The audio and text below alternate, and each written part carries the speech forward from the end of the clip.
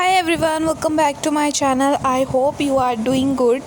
तो मेरा pol science का एग्ज़ाम हो गया था सीयूटी का, तो मैंने काफ़ी दिनों से उसका रिव्यू शेयर नहीं करा, तो मुझे टाइम नहीं मिल रहा था। जब से मेरे सीयूटी एग्ज़ाम ख़त्म हुए हैं, कभी मुझे कोई सफ़र कंप्लीट करना है, कभी कुछ, तो इस वजह से मुझे टाइम नहीं मिला।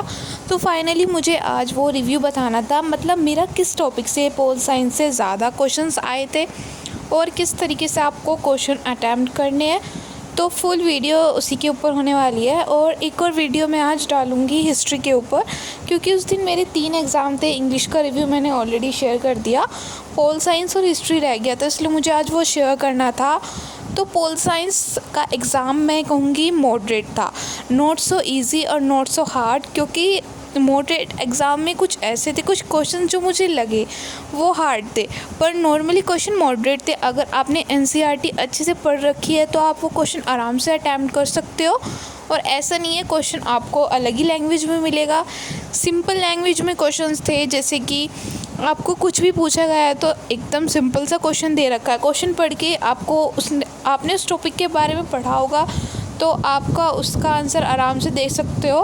तो ऐसा नहीं है, क्वेश्चन बिल्कुल घुमा फिरा के दे रखे थे, आपको बिल्कुल समझ नहीं आएंगे, सिंपल लैंग्वेज में थे। पर जो मेन फोकस आपको जो करना है वो ये होगा, आपको मैचिंग ज़रूर करनी है, क्योंकि इन्होंने ज़्यादातर क्वेश्चन मैचिंग के फॉर्म में दे रखे थे। उसमें बहुत ज़्यादा टाइम लग रहा था, नहीं तो क्वेश्चन इतने हार्ड नहीं थे।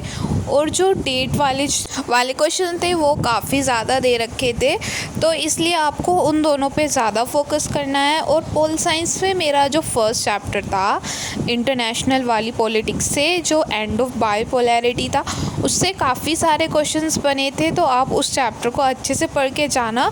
उसमें मुझे एक क्वेश्चन जो बाहर से लगा, मुझे नहीं लगा, मैंने वो पढ़ा था कि एक क्वेश्चन था, आपको यूएन सेक्रेटरी बताना है जिसने ह्यूमन राइट्स के लिए काम करा। मैंने वो पूरे चैप्टर में पढ़ा, पर मुझे इससे रिलेटेड कुछ नहीं मिला था। ये तो था कि कौन सा अब जो हमारा करंट यूएन का प्रेसिडेंट है, और कुछ नहीं था। पर ये क्वेश्चन आया था, मुझे लगा ये बाहर से है, इसलिए मुझे हार्ड क्वेश्चन लगा, इसलिए मैंने इसे अटैम्प्ट ही नहीं करा।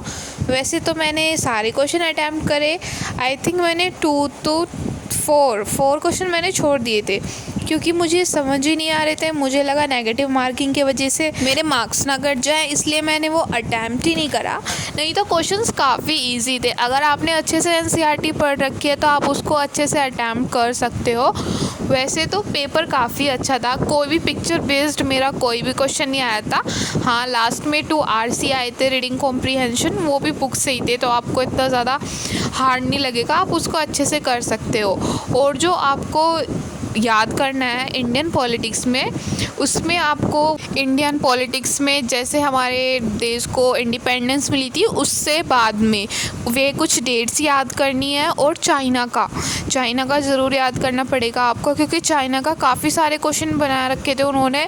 चाइना के थे, नेपाल के थे और इंडिया के थे। 3 क्वेश्चन से ज़्यादा आए थे, मुझे 3 टॉपिक से ज़्यादा क्वेश्चन आए थे इंडियन पॉलिटिक्स में।